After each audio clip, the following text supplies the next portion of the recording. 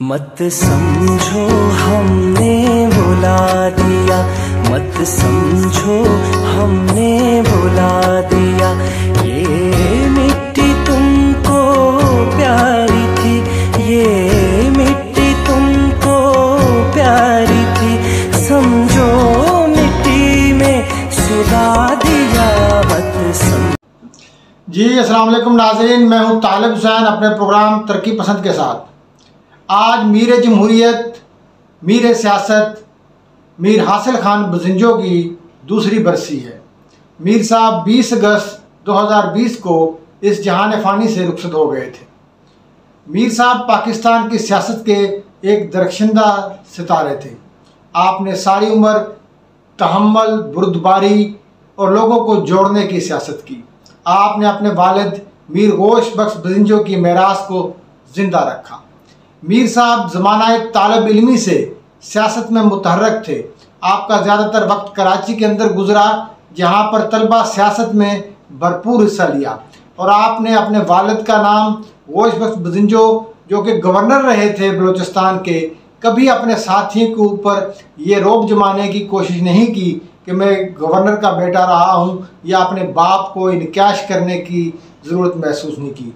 अमूमन हमारी सोसाइटी के अंदर ये एक रुझान पाया जाता है कि लोग अपने वालिद के नाम को इस्तेमाल करते हैं, अपनी वालिद की सियासत को लेकर के चलते हैं। मीर साहब ने अपनी सियासत में एक अलग मकाम बनाया।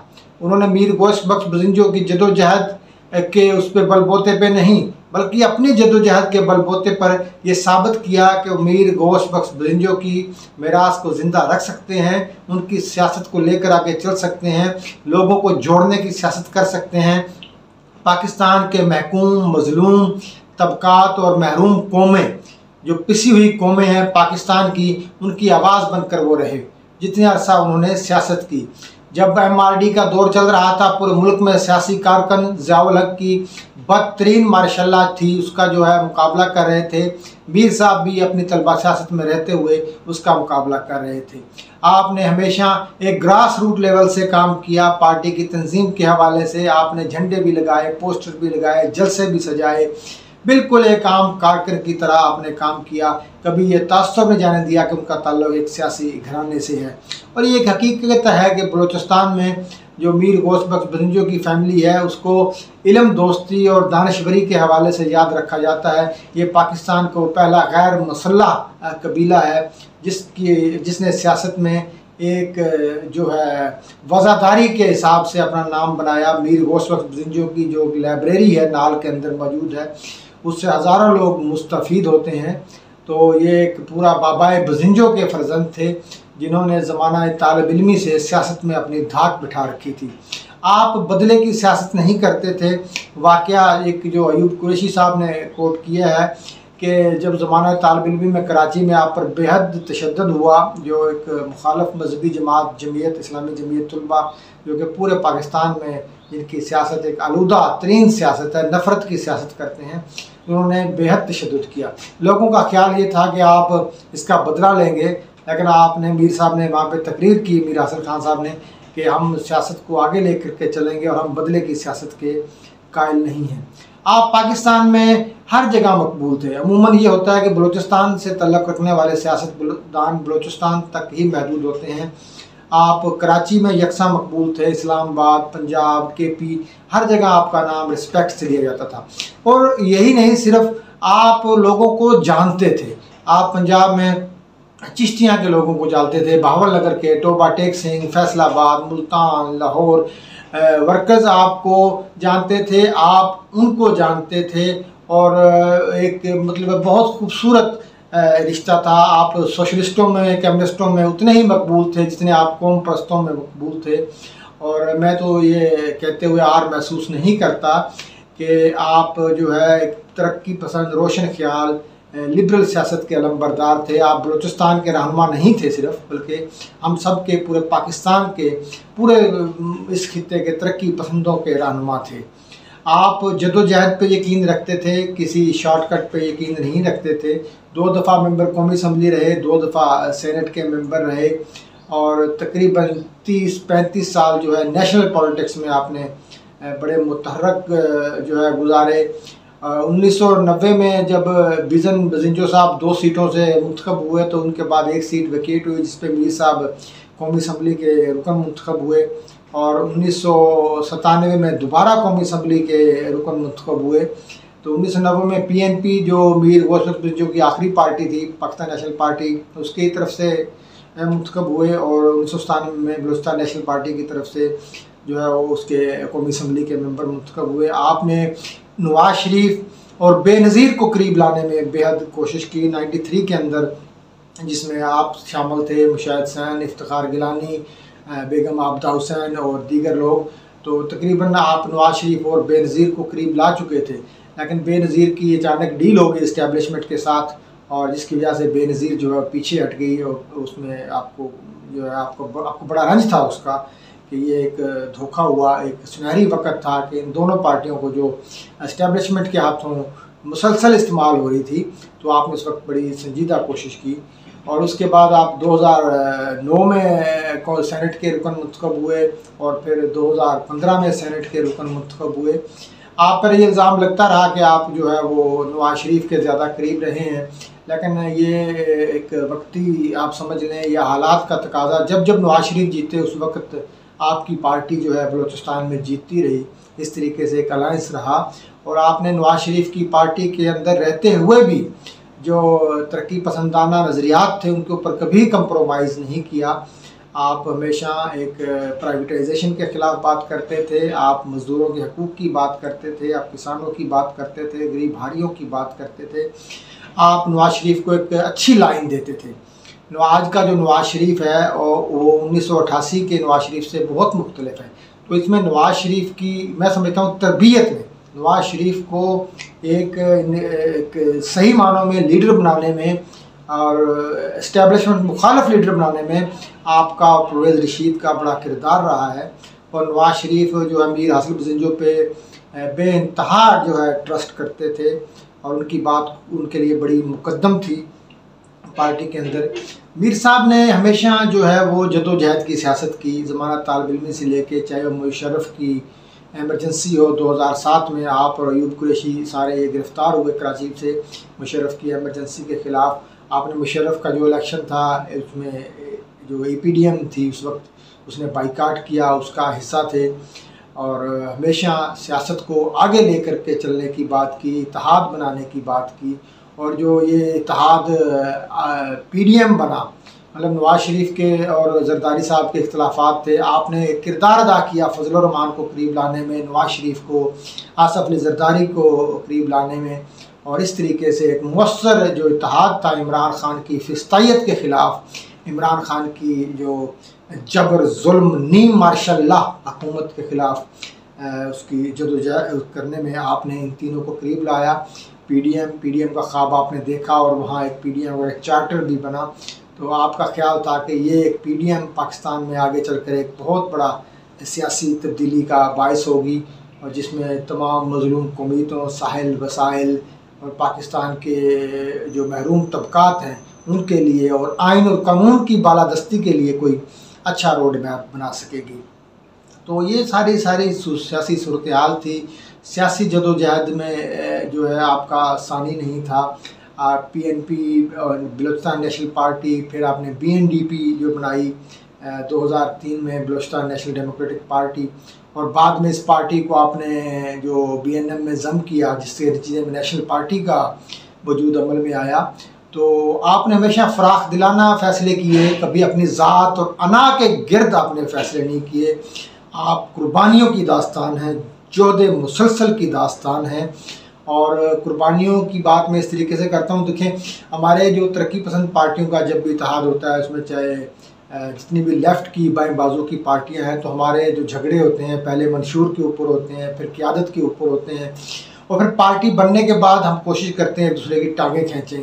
ہم پارٹی ایک بن چکے ہوتے ہیں، لیکن اندر سے گروپس ہوتے ہیں، ہر گروپ ایک گروپ کو شکست دینے کے لیے جو تیار ہوتا ہے۔ جو نیشنل پارٹی اور BNDP کا انضمام تھا اس کو آپ نے فراخ دلی سے قبول کیا، اور صدارت کے معاملات پر کوئی جھگڑا نہیں کیا، اور ایک ایسا آئین اور منشور نیشنل پارٹی کا دیا جو ڈیموکریٹک تھا۔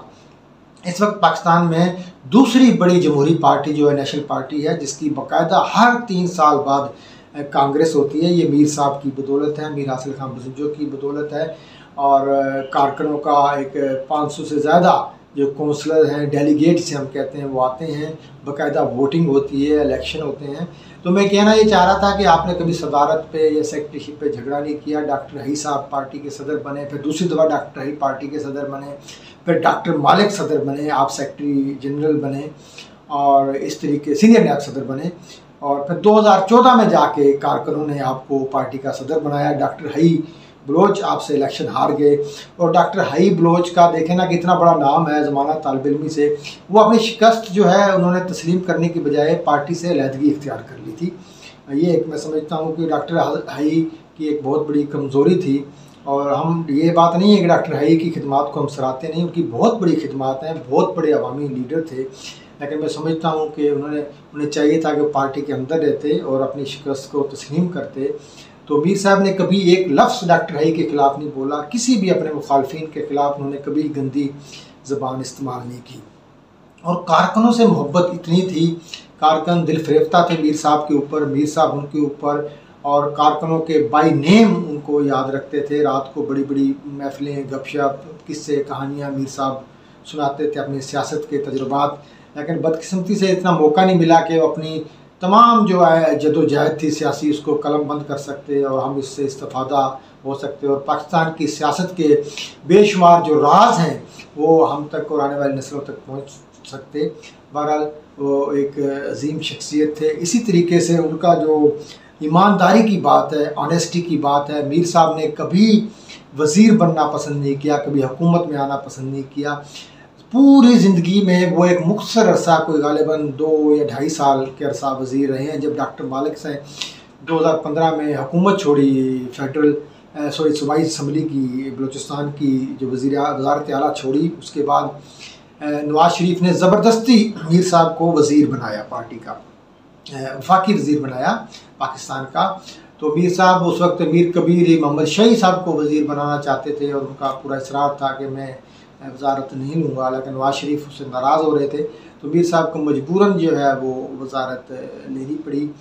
اور آپ نے کبھی کوئی غیرانی کام نہیں کیا، بلکہ میں تو یہ کہوں گا کہ وہ ایک لائن دیتے تھے ورکرز کو، جائز یا ناجائز، وہ اثر و رسوخ کے ذریعے نہ جائز کام کرنے کے قائل تھے، نہ ناجائز کام کرنے کے قائل تھے۔ یہ ہمارا ذاتی تجربہ رہا ہے۔ پنجاب میں انہوں نے پارٹی بنانے کی کوشش کی، بالکل میر گوشت پر بزنجو کی طرح۔ پنجاب میں ہمارے ساتھ وہ ہر جگہ گئے، ہر ضلع میں گئے، ملتان گئے، ڈی جی خان، راجن پور، بہاولپور، اوکاڑا، سائیوال، بہاول نگر، ناروال، لاہور، فیصل آباد، حافظ آباد، گجرانوالہ، منڈی بہاؤدین، چکوال، تلہ گنگ، کوئی شہر، جہلم، ہر جگہ کئی دفعہ گئے، اور جہاں 10 کارکن بھی ہوتے تھے وہاں میر صاحب جو ہے پہنچ جاتے تھے۔ انہوں نے آخری جو 7-8 سال 2014 سے لے کر 2020 تک پاکستان میں ایک بڑی ترقی پسند بائیں بازو کی جماعت بنانے کے لیے ایک ایماندارانہ کوشش کی۔ ہم لوگ انہی کی فالوور ہیں، انہی کے پیروکار ہیں، اور جو ان کا سیاست میں ایمانداری تھی۔ آج بہت کم سیاستدان ایسے ہیں، ہماری نوجوان نسل تمام سیاستدانوں کو برا سمجھتی ہے، کرپٹ سمجھتی ہے، اور پاکستان کو سمجھتی ہے کہ تمام برائی کی جڑ جو ہے سیاستدان ہے، حالانکہ ایسا نہیں ہے۔ یہاں پر اسٹیبلشمنٹ اور مقتدر قوتیں، اسٹیبلشمنٹ جو ہے انہوں نے کبھی سیاستدانوں کو کام نہیں کرنے دیا۔ میر صاحب یہ سمجھتے تھے کہ جب سیاست آگے جائے گی تو یہ کرپشن اور یہ جو ان ایفیشنسیز ہیں پولیٹکس کی، یہ خود بخود ریموو ہو جائیں گی۔ وہ سیاست کو آگے لے کے جانا چاہتے تھے، اور انہوں نے اتنی ایمانداری سے کیا کہ میں ذاتی طور پہ میں یہ خود آج دوستوں کو بتانا چاہ رہا ہوں کہ میں میر صاحب کا کنسلٹنٹ بھی تھا انکم ٹیکس کے حوالے سے۔ تو میر صاحب کے پاس کچھ نہیں تھا، وہ ان کے پاس ہینڈ ٹو باؤتھ، اس زمانے میں جو سینیٹر کی تنخواہ ہوتی تھی کوئی 50-60 ہزار روپیہ ہوتی تھی، میر صاحب اسی میں جو ہے وہ گزارا کرتے تھے، اپنی ٹریولنگ کرتے تھے اور سارا خرچہ، اور انہوں نے ساری زندگی گھر نہیں بنایا اپنا۔ جو ان کا نال میں گھر ہے وہ ان کا ایک اجتماعی گھر ہے پورے خاندان کا، جس میں ساری فیملیز جو بزنجو کی خاندان کی ہیں وہ رہتی ہیں، اپنا انڈیپینڈنٹ گھر کراچی یا نال میں انہوں نے اپنی زندگی میں نہیں بنایا. بیٹا بھی ان کا یہاں وکیل بنا اسلام آباد کے اندر، شاوس جو. اور میر صاحب بس محبتیں بانٹتے تھے، پیسہ ان کی کمزوری نہیں تھا. وہ ایک کھلی اور صاف ستھری سیاست پر یقین رکھتے ہیں. پاکستان کے تمام ترقی پسند یہ سمجھتے ہیں کہ میر صاحب کی زندگی کا اس دنیا سے جانا، اس دنیا سے چلے جانا ایک بہت بڑا نقصان ہے، بالخصوص نیشنل پارٹی کے حوالے سے، کیونکہ میر صاحب اسلام آباد کے اندر بہت مقبول تھے، پورے پاکستان میں ان کا نام تھا، اور سیاست کی اونچ نیچ کو بہت زیادہ جو ہے وہ سمجھتے تھے. اور اتنا تھا کہ ہم ان سے ڈائلاگ کرتے، ڈیبیٹ کرتے، بحث کرتے، لڑائیاں کرتے تھے کہ میر صاحب آپ یہ نہیں کرو، یہ غلط ہو رہا ہے، یہ آپ یہ سٹانس نہیں لو. تو کہتے تھے تمہیں نہیں پتہ، اور یہ واقعی ہمیں نہیں پتہ ہوتا تھا. بعد میں جا کے میر صاحب کی جو بات ہے، میر صاحب کا یہ نقطہ نظر ہے، وہ سچ ثابت ہوتا تھا. بلکہ ان کے اندر جو سمیل کرنے کی جو صلاحیت تھی، حالات کو، فیوچر کو سمیل کرنے کی صلاحیت تھی، وہ بہت زیادہ تھی. اور پاکستان میں ایسے کم لوگ ہوتے ہیں جو اس طرح سمجھ سکتے ہیں. میر صاحب کے ساتھ ایوب ملک صاحب جو پنجاب کے پریزیڈنٹ ہیں، میں ایوب ملک صاحب کا ذکر اس لیے کر رہا ہوں کہ آخری ایام میں ایوب ملک صاحب نے ان کے ساتھ بہت زیادہ وقت گزارا. پنجاب کے صدر ہیں نیشنل پارٹی کے، بڑی ڈیڈیکیٹڈ ایفرٹس انہوں نے میر صاحب کے لیے کی. تقریباً 10-12 مہینے میں 2 دفعہ 10-12 دفعہ باہر گئے، امریکہ جاتے تھے علاج کے لیے. ایوب صاحب ان کے ساتھ ہوتے تھے، اور ان کی وفات کا ایوب صاحب کے اوپر بھی ایک گہرا اثر ہوا ان کی صدمے کا. تو ایوب صاحب جو ہیں ان کی استقامت اور بہادری کی داد دیتے ہیں. وفات سے کچھ دن پہلے لاہور آئے تو ہمیں فورٹر اسٹیڈیم میں بندوخہ ریسٹورنٹ پہ ملے. وہاں پر انہوں نے کہا جی میں نے مغز کھانا ہے. یہ میر صاحب جو ہے کھانے کے حوالے سے اور بالکل وہ پرہیز وغیرہ نہیں کرتے تھے، اور کہتے تھے یار تم کس لیے فکر مند ہوتے ہو، جب میں نے مرنا ہے، مجھے پتہ ہے میں نے مرنا ہے، تو جو رات قبر میں آنی ہے وہ مطلب ممکن نہیں اس کو ایوائڈ کرنا. اور آخری دن تک، فوت ہونے والے دن تک وہ متحرک رہے. سیمیناروں سے خطاب، ٹی وی چینلز پہ انٹرویو آن لائن موجود تھے، اور آخری دن تک زندگی کا انہوں نے جد و جہد کے اندر گزارا. میں یہاں کچھ ویڈیوز ہیں میرے پاس ان کی، اور کچھ واقعات ہیں میں یہ بتانا چاہتا ہوں کہ پاکستان میں سب سے پہلے یہ جو کرائسس 2014 سے شروع ہوا، دھرنا، 2 دھرنے ہوئے، قادری صاحب کے، عمران خان کا دھرنا 2 ہوا، اور سینٹ الیکشن 2015 میں غالباً یہ گند سارا پھیلنا شروع ہوا تھا، اور اس کے بعد یہ پھیلتا چلا گیا. 18 میں مزید زیادہ ہوا. تو میر صاحب نے ایک شورائے آفاق تقریر کی تھی جب صادق سنجرانی صاحب کو لانچ کیا گیا تھا اسمبلی کے اندر. یہ پاکستان میں جو 2014 کے بعد جو کرائسس تھا اس میں یہ پہلی تقریر تھی کہ جس میں اتنا علل اعلان اسٹیبلشمنٹ کے کردار کو بے نقاب کیا تھا میر صاحب نے. That was the first speech in senate کہ جنہوں نے میر صاحب نے ان کو ایکسپوز کیا. آئیے سنتے ہیں میر صاحب کی اس تقریر کا کچھ حصہ. جبیر صاحب، پہلے تو میں آپ کو، میں دوست سلیم مانڈی والے کو مبارکباد دیتا ہوں.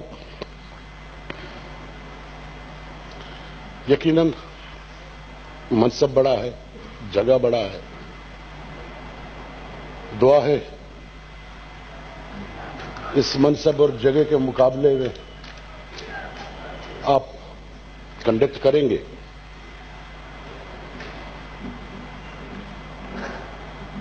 مگر میں سمجھتا ہوں کہ آج پارلیمنٹ ہار چکا ہے. آج پارلیمنٹ مکمل طور پر ڈیمونائز ہو چکا ہے. پلیز تاڑی بجانے کی ضرورت نہیں. آج عملی طور پہ یہ ثابت ہو چکا ہے کہ بالادست طاقتیں پارلیمنٹ سے زیادہ بالادست ہیں. آج بالادست طبقے جیتے ہیں، کوئی پیپلز پارٹی نہیں جیتا ہے. آج شہید بے نظیر نہیں جیتا ہے. آج ذوالفقار علی بھٹو نہیں جیتا ہے. آج بالا طبقے جیتے ہیں، اور اس بالا طبقے نے آج اس ہاؤس کو پاکستان میں منڈی بنا کے ثابت کر دیا کہ یہ میں آپ کو منڈی بھی بنا سکتا ہوں جسے تم پارلیمنٹ بولتے ہو۔ اور آج مجھے شرم آتی ہو یہاں بیٹھتے ہوئے۔ سر ایسے الزامات نہیں لگانے چاہیے۔ آپ پلیز آپ بیٹھے، نہیں تو میں آپ کے متعلق بولوں گا، آپ بیٹھے، آپ تشریف رکھیں، تشریف رکھیں۔ یہ پارلیمنٹ آپ کا نہیں ہے، یہ پارلیمنٹ میرا نہیں ہے۔ صاحب آپ تشریف رکھیں، پھر اس کے بعد آپ جواب دیں۔ بات تشریف رکھیں۔ مجھے شرم آتا ہے یہاں بیٹھتے ہوئے، پلیز اب جواب دیں جی، کیری آن جی۔ مجھے شرم آتا ہے اس ہاؤس میں بیٹھتے ہوئے۔ اب کر لیں گے جی، کر دیں گے، میں نے آج بہت تھا۔ ٹانڈیو صاحب please maintain decorum of the house. بیٹھیں جی، بیٹھیں، تشریف رکھیں۔ وہ بھی نہیں بولیں گے انشاءاللہ۔ نہیں، آپ تشریف رکھیں جی، تشریف رکھیں، تشریف رکھیں جی، تشریف رکھیں، تشریف رکھیں۔ مسافر صاحب تشریف رکھیں، تشریف رکھیں۔ آج پارلیمنٹ جیتا تھا، کبیر صاحب تشریف رکھیں، تشریف۔ اور چانڈیو صاحب پارلیمنٹ جیت جاتا، ذوالفقار علی بھٹو بھی جیتا، بے نظیر بھی جیت جاتا۔ جب رضا ربانی کو آپ چیئرمین بناتے تب پارلیمنٹ جیتا، تب بے نظیر تب ذوالفقار علی بھٹو جیتا، تب ذوالفقار علی بھٹو جیتا، بالکل مسلم لیگ کے ساتھ۔ میر حاصل بزنجو صاحب آج ویسے صرف مبارکباد دیں، پلیز آج صرف مبارکباد دیں، تقریر کے لیے بڑا ٹائم ہے۔ نہیں، میں آج اپنا تقریر نہیں کی تو زندگی بھر میں تقریر نہیں کروں۔ تقریر کر لی آپ نے آج پارلیمنٹ۔ بات سنیں، آپ میری بات سنیں، میں شخص کی تنقید بات کروں کریں گا۔ جی، چانڈیو صاحب خاموشی اختیار کریں، چانڈیو صاحب خاموشی اختیار کریں۔ میر حاصل صاحب، میر حاصل خان صاحب، آپ لوگوں نے رضا ربانی کو یہ کہا کہ وہ مسلم لیگ کا نمائندہ ہے، وہ نیشنل پارٹی کا نمائندہ بھی تھا، وہ پختونخوا کا بھی نمائندہ تھا، وہ جماعت اسلامی کا بھی میر حاصل نمائندہ خان تھا۔ صاحب آپ آج مبارکباد، آپ سینئر پالیٹیشین ہیں، کل کریں کس چیز تقریر۔ کی مبارکباد؟ مجھے آپ تشریف جی، تشریف مساخیر صاحب تشریف رکھیں۔ بتائیں میں کس کو مبارکباد دوں اور تشریف کس چیز کی مبارک دوں؟ آج اس ہاؤس کا بو کالا ہو گیا، اس کی میں مبارکبادی کس کو دوں؟ یہ الفاظ ادب کر لیتے ہیں۔ نہیں، ایسا نہیں میر ہے حاصل سر، صاحب آپ تشریف ایسا نہیں رکھیں، ہوتا، تشریف ایسا رکھیں۔ نہیں ہوتا۔ آج آپ تشریف رکھیں، آج آپ تشریف مبارکباد رکھنے کی دیں۔ بات نہیں ہے، اس طرح ہاؤس اگر ہمارے کبیر مہاشائی صاحب آپ تشریف کیا گیا رکھیں۔ کبیر صاحب تقریر کر رہے ہیں نا، میر صاحب آپ کنٹینیو رکھیں، بیٹھیں۔ اور مجھے ایک منٹ ڈاکٹر ایک منٹ، میں کہہ رہا ہوں کہ وہ تقریر کر رہے ہیں، کریں۔ ڈاکٹر صاحب ایک منٹ، ڈاکٹر صاحب ایک منٹ۔ جناب وہ کر رہے ہیں تقریر جی، کیری آن جناب، کیری آن۔ بدقسمتی یہ دیکھیں، پوری اس بلڈنگ کو گرانے کے بعد نام کس کا لیا جا رہا ہے؟ بلوچستان کا، کہ یہ ہم بلوچستان کے لیے کر رہے ہیں۔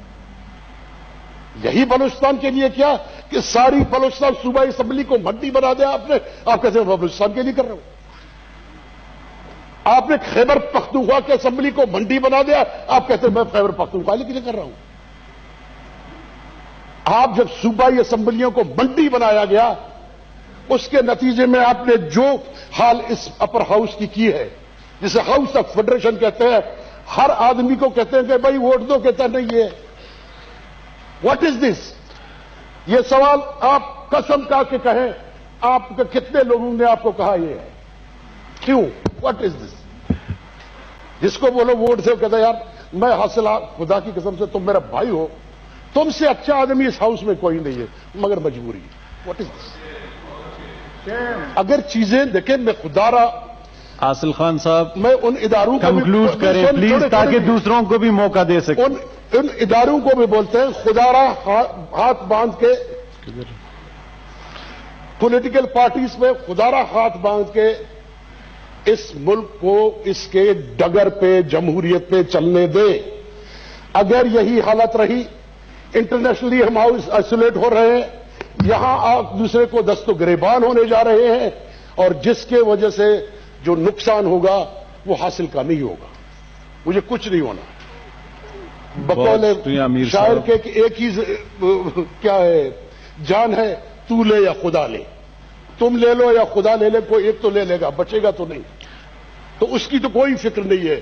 مگر اس فیڈریشن کا جو حال بنایا جا رہا ہے، جو بننے جا رہا ہے، میں سمجھتا ہوں کہ وہ ہمارے تاریخ کے بدترین دن ہوں گے. بہت بہت شکریہ. میر حاصل خان بزنجو کو یہ اعزاز بھی حاصل ہے. یہ کرائسس 2014 کے بعد پاکستان کی سیاست میں آیا، جس میں نفرت بڑھی اور بہت زیادہ سیاست کو آلودہ کیا. تو میر صاحب پہلے آدمی تھے جنہوں نے ایک سوال کے جواب میں کہا کہ اگر آرمی چیف سیاست کرے گا تو اسپیکر سیاست کیوں نہ کرے. شاید ہے کہ یہ اسپیکر ہاؤس کو سیاست کے لیے استعمال کیا جائے، غیر جانبدار ہوتا ہے اسپیکر کا، ان کو تو سائڈ پہ رہنا چاہیے. اب اسپیکر سے بات آگے گزر گئی ہے. جب آرمی چیف سیاست کر سکتا ہے تو اسپیکر کیوں نہیں کر سکتا؟ جب میر صاحب کو دھاندلی کے ذریعے، ریگنگ کے ذریعے بزور طاقت چیئرمین سینٹ کا الیکشن ہروا دیا گیا، جب آپ نے عدم اعتماد پیش کی تو 64 ارکان آپ کی حمایت میں تھے. جب خفیہ ووٹنگ ہوئی تو آپ کے 49 ووٹ نکلے.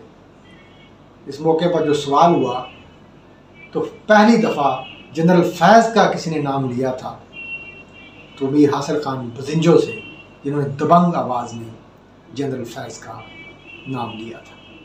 کیا ہے اور حاصل بزنجو صاحب آپ پریشان دکھائی دے رہے ہیں. میں بالکل پریشان نہیں ہوں. آپ پریشان نہیں ہیں؟ میں بالکل پریشان. میں کیوں رات عشائیے میں آپ کہہ رہے تھے کہ 64 لوگ آپ کے ہوں گے، تو یہ کہاں گئے 64 لوگ؟ 64 کھڑے نہیں تھے. تو یہ جب اندر گئے ہیں خفیہ رائے شماری میں، تو یہ کون لوگ ہیں 14 لوگ جو آپ یہ جنرل فیض کے لوگ ہیں. جنرل فیض ISI کے چیف ہے، جانتے ہیں آپ؟ اس کے لوگ ہیں. یہ سسٹم کی ناکامی ہے کہ جیت ہے؟ میر صاحب مظلوم قوموں، ساحل، وسائل، 18ویں ترمیم، صوبائی خود مختاری کے حوالے سے کبھی کمپرومائز نہیں کیا. وہ ہمیشہ گوادر کے لوگوں کے لیے، بلوچستان کے لوگوں کے لیے مضبوط آواز کے طور پر موجود رہے. دیکھیں، ایک کوشش اس سے پہلے مشرف کے زمانے میں کی گئی کہ گوادر کو فیڈرلی ایڈمنسٹریٹڈ ایریا قرار دیا جائے اور وہاں پہ نئے لاز بن جائیں. میری جو انفارمیشن ہے، اس دفعہ صرف گوادر نہیں ہے کہ پاکستان کا پورا کوسٹ، جس میں سندھ اور بلوچستان شامل ہیں، نیشنل کوسٹل ڈیولپمنٹ اتھارٹی بنانے جا رہے ہیں. نیشنل کوسٹل اتھارٹی میں سندھ بھی آتا ہے، بلوچستان بھی آتا ہے. اس کو جس طرح فاٹا تھا فیڈرلی ایڈمنسٹریٹڈ ایریا، اس طرح اس کو ایک ایریا بنا کے فیڈرل گورنمنٹ کے سپرد کیا جائے گا. مگر میں یقین ہے مجھے اپنی جماعت پہ، سندھ اور بلوچستان کے لوگوں پہ، کسی کے باپ میں یہ طاقت نہیں ہے کہ ہماری زمین لے جا سکے. میر صاحب سیاست پہ یقین رکھتے تھے اور سمجھتے تھے کہ سیاسی جماعتیں ہی ملک کو اس بحران سے نکال سکتی ہیں. اگر پاکستان کو کوئی آگے لے کے جا سکتا ہے تو وہ سیاسی کردار ہی لے کر جا سکتا ہے. اس لیے آپ مارشل لا کے سخت خلاف تھے اور آزادی اظہار کے بھرپور حامی تھے. آپ آزادی اظہار اور صحافتی طرز عمل کے حوالے سے اظہار خیال کرتے ہوئے کہتے ہیں، دیکھیں، آج جو صورتحال ملک میں ہے، ضیاء الحق آنورڈ تمام مارشل لا ہم نے بھگتے بھی، دیکھے بھی. اور اس مارشل لا میں سمجھتا ہوں کہ جبر بہت تھا. آپ کا اخبار چھپتا تھا، اس کا ایک حصہ بلیک کیا جاتا تھا کہ اس اخبار کو ہم نے اس خبر کو چھپنے نہیں دی. وہاں ورکر کو اٹھایا جاتا تھا، اس کو جا کے پبلکلی کوڑے مار کے اس کو جیل میں بند کیا جاتا تھا.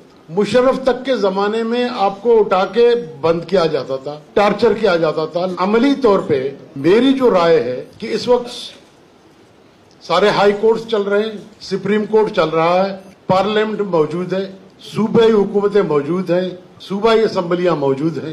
بظاہر ہر چیز ٹھیک ہے، جمہوریت میں کوئی کمی نظر نہیں آ رہی ہے. مگر ملک میں عملی طور پہ مارشل لا ہے. آج ہم ایک خاموش مارشل لا میں گزر رہے ہیں. اگر آج صحافی وہ نہیں لکھتا جو بالادست طاقتیں چاپتی ہیں، وہ صحافی سین سے غائب ہو جاتا ہے.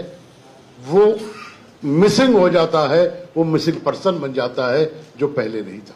आज मैं इसीलिए इसे खामोश मार्शल कहता हूं। एक जंग थी हमारी मार्शल के साथ। मार्शल वाले हमें मारते थे कि आपका नजरिया गलत है, और हम मार खाते थे हमारा नजरिया सही है। मगर आज बिल्कुल ही अलग हो गया, चीजें उलट हो गई। अगर सहाफी को लिखना है वही लिखेगा जो बालादस्त कुव्वतें चाहती हैं, आप वही लिखें, उसके अलावा कुछ नहीं लिख सकते। अगर कोई सियासी जमायत का बयानिया है तो वो कहते हैं कि सियासी जमायत का बयानिया वही है जो मेरा है।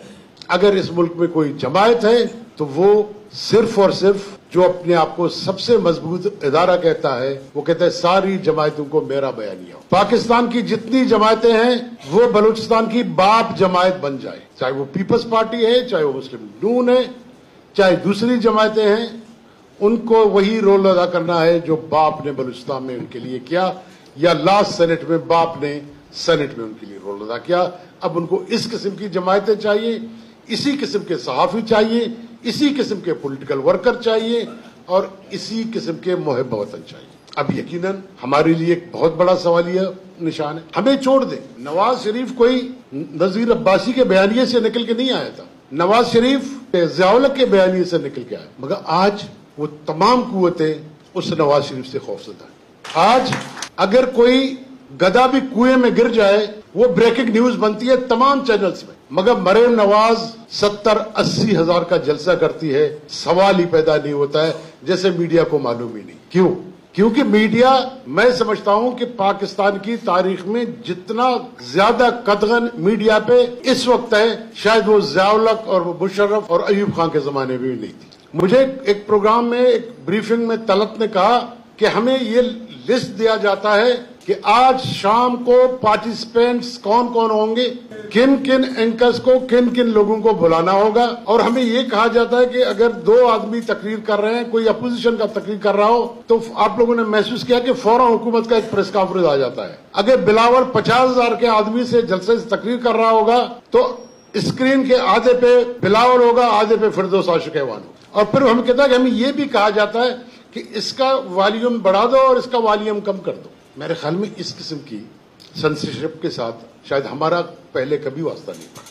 इन तमाम चीजों के बावजूद, तमाम इल्जामात के बावजूद, जो करप्शन के इल्जाम लग रहे हैं, फलाना हो रहे हैं, इसमें दो राय नहीं है। हम कहें इस मुल्क में करप्शन नहीं हो रहा है, ये भी बहुत बड़ा झूठ होगा। मगर इशू करप्शन नहीं है। इशू अगर करप्शन होता तो उसके खिलाफ हिमायत में सबसे पहले मैं खुद चला जाता। मैं वाहिद आदमी हूं कि मैंने फ्लोर पे खड़े होकर कहा है कि मैं अपने आप को सबसे पहले पेश करूंगा, मेरे ऊपर कुछ भी आप साबित करें। मगर करप्शन मसला नहीं है। Corruption is a tool. Corruption हमारे बालादस्त तबके ने एक हथियार बनाया हुआ है जिसका नाम है करप्शन। हर उस आदमी को पकड़ा जाता है, हर उस आदमी को नैब गिरफ्तार कर लेता है जो इनके खिलाफ बोलता है। खाकान अब्बासी तो बहुत करप्ट है, मगर परवेज खटक बिल्कुल साफ सुथरा, जिसने पाकिस्तान की कोई सियासी जमायत नहीं छोड़ी। पाकिस्तान की अब तक जितनी हुकूमतें रही वो उनमें वजीर रहा और मुख्तलिफ पार्टियों में वजीर रहा, चाहे वो ANP थी, चाहे वो JUI थी, चाहे वो पीपल्स पार्टी थी, चाहे मुस्लिम लीग नून थी। मगर वो पवित्र है, वो साफ है। वो इसीलिए कि वो इस बयानिया जो उनका है उसके साथ चल रहा है, जो इस बयानिया के साथ नहीं चल रहा है उसको आप नहीं छोड़ेंगे। हमें तमाम डेमोक्रेटिक फोर्सेस जो आज इनके खिलाफ लड़ रहे हैं, हमें उनके हवाले से उनका साथ देना होगा, चाहे वो नवाज शरीफ हो, चाहे वो मरीम हो, चाहे वो बिलावल हो। क्योंकि इस वक्त वो जिस बयानिए के खिलाफ खड़े हैं वो बयानिया मेरा और आपका है। अगर उससे हट जाते हैं भले हटे, मुझे और आपको उससे क्या नुकसान होगा। जब तक वो उस बयानिए के साथ खड़े हैं हमें उनके साथ देना होगा, कड़ा होना होगा। जब वो हटना चाहें हट जाएं, हम तो अपनी जगह से नहीं हटेंगे। क्या उनके हटने से हम अपनी जगह से हट जाएंगे? हम अपने बयानिए से हट जाएंगे? अगर आज खाकान अब्बासी ये कहता है कि मैं नैब को न मैं आपसे जमानत लूंगा, न मैं कोई माफी मांगूंगा, और न ही मैं प्रोटेक्शन ऑर्डर पे असेंबली जाऊंगा, आपके पास 90 दिन की कुव्वत है, आप अपनी 90 दिन की पूरी कुव्वत लगा दे। मैं समझता हूं कि आज वो एस्टेब्लिशमेंट को बोल रहा है तो ये मेरी जुबान बोल रहा है, आपकी जुबान बोल रही है। हम एक काम न करें, जब कोई जद्दोजहद हो रही होती है हम उस पर कीड़े निकाल के पहलू तय जो कर लेते हैं कि नहीं जी ये तो कम्युनिस्ट तो नहीं है, जाहिर हो खाकान अब्बासी कम्युनिस्ट तो नहीं बन सकता, या नवाज शरीफ सोशलिस्ट तो नहीं बन सकता। मगर आज अगर आपका बयानिया कहीं भी आगे जा रहा होगा, हमें उनके साथ चलना। کیونکہ آج پوری دنیا میں اسی پاکستان میں نئی صف بندیاں شروع ہو چکی ہیں. 1 سال پہلے امریکہ ہمارے اسٹیبلشمنٹ کے لیے لفظی شجر ممنوع تھا کہ نہیں جی امریکنز کو اپنا راستہ ہم نے دکھا دیا ہے. اب ہم نئی قوت بنا رہے ہیں. چائنا، رشیا، ترکی، پتہ نہیں برازیل، پلانا ہم نئی قوت لے کے جا رہے ہیں. مگر میں پوچھتا ہوں آج وہ الائنس کدھر گیا جو آپ روس کے ساتھ بنا رہے تھے، آپ چائنا کے ساتھ بنا رہے تھے، آپ ترکی کو لے کے آگے جا رہے تھے، آج وہ کہاں گئے؟ اب آپ نے خود نعرہ لگایا کہ اب جو ہے سعودی عربیہ، امریکہ اور پاکستان، یہ نئی الائنمنٹ جو آپ نے سٹارٹ کی. کوئی تو اس ملک کے لوگوں کو بتائیں کہ آپ اس ملک کی فارن پالیسی کو کہاں لے جائیں گے. لیکن جب تک یہ تمام چیزیں ٹھیک نہیں ہوتی ہیں، انٹرنیشنلی چیزیں بدلنا شروع ہو چکی ہیں، افغانستان میں نئی ڈیولپمنٹس ہو رہی ہیں. ہماری تو دانشوروں سے، لکاریوں سے یہی گزارش ہے کہ اب وہ ایک سیدھا ڈائریکشن دے دیں کہ ہمیں جانا کہاں ہے. دوسری بات دیکھیں ہم تمام دوستوں نے کی، وہ ہے کہ ہم کیا کریں. آیا ہم اسی طرح ہاتھ پہ ہاتھ رکھ کے دوسروں پہ کیڑے نکالتے رہے، دوسروں کو کرٹیسائز کرتے رہے، یا ہم جو اپنا بیانیہ ہے ہمارا، جو ہمارا سوچ ہے، یا اس کو لے کے آگے چلیں. میں سمجھتا ہوں کہ اس کو آگے لے جانے کے لیے ہم جو ٹکڑیوں میں بٹے ہوئے ہیں، چاہے وہ خیبر پختونخوا ہو، چاہے پنجاب ہو، چاہے سندھ ہو یا بلوچستان ہو، ہمیں اب ایک فیصلہ کرنا چاہیے کہ ہمیں کیا کرنا ہے. میری تو ان تمام دوستوں سے سیدھی گزارش ہے کہ اگر آپ لوگوں کو میں کوئی سنجیدگی ہے، اگر واقعی میں سنجیدہ ہو، تو آپ لوگوں کو ان تمام لوگوں کو جو اس بیانیے کے، جو عوام کی بات کرتے ہیں، جو مظلوم طبقات کی بات کرتے ہیں، مظلوم قوموں کی بات کرتے ہیں، جو یہاں پہ امپاورمنٹ آف عورتوں کی بات کرتے ہیں، جو کسانوں اور مزدوروں کی بات کرتے ہیں، یا تو ہم وہ بیانیہ والے مہربانی کر کے اکٹھے ہو جائیں، یا مہربانی کر کے سارے دکان بند کر، تاکہ نئے لوگوں کو تو آنے کا موقع ملے. وہ کس طرح آتے ہیں، کیسے آتے ہیں، آپ نہیں آتے، ان کا پرابلم ہے. ہم نے جو چھوٹی دکانیں بنائی ہوئی ہیں، نہ ہم خود آگے بڑھ رہے ہیں، نہ اس جگہ کو خالی کر رہے ہیں تاکہ نوجوان اس میں آ سکے. دیکھیں جب تک ہم یہ نہیں کریں گے، چاہے سارا دن شہید نذیر عباسی کا دن منائیں، دوسرے شہداء کا دن منائیں، اس سے کوئی فرق نہیں پڑنا ہے. جو ظلم کرنے والے ہیں وہ ظلم کرتے رہیں گے جب تک ہم ان کو دھکا نہیں دیں. جب تک آپ کسی کو دھکا نہیں دیں گے، آپ اس کو بڑھنے سے نہیں روک سکتے. تو میری گزارش یہ ہے کہ ہم جو اپنے آپ کو ترقی پسند یا ترقی پسندی کے حوالے سے سمجھتے ہیں کہ ہمارا ایک بیانیہ ہے، اس بیانیے کو ہمیں اکٹھا کرنا ہوگا. اگر ہم اس کو اکٹھا نہیں کر سکے تو ہماری یہ تعداد کم ہوتی چلی جائے گی. پھر میری آپ سے یہ گزارش ہے کہ مہربانی کر کے ہم سب راستے سے ہٹ جائیں. نوجوان خود آئیں گے، دنیا میں کہیں خلا پیدا نہیں ہوتا. ترقی پسند نوجوان بھی ہوں گے، ترقی پسند اور لوگ بھی ہوں گے، مگر قیادت ہم کر رہے ہیں. یا تو ہم یونائٹ ہو جائیں یا ان کا جان چھوڑ دیں. ناظرین، میر صاحب پاکستان کی سیاست میں ہمیشہ زندہ رہیں گے. آپ پاکستان کی سیاست میں وہ ناقابل فراموش کردار ہیں جنہوں نے پنجاب کو انقلابی کیا، جنہوں نے پنجاب میں اسٹیبلشمنٹ کی چولیں ہلانے میں ایک اہم کردار ادا کیا. پاکستان زندہ باد. میر گوش بخش بزنجو زندہ باد. میر حاصل خان بزنجو زندہ باد. اللہ حافظ.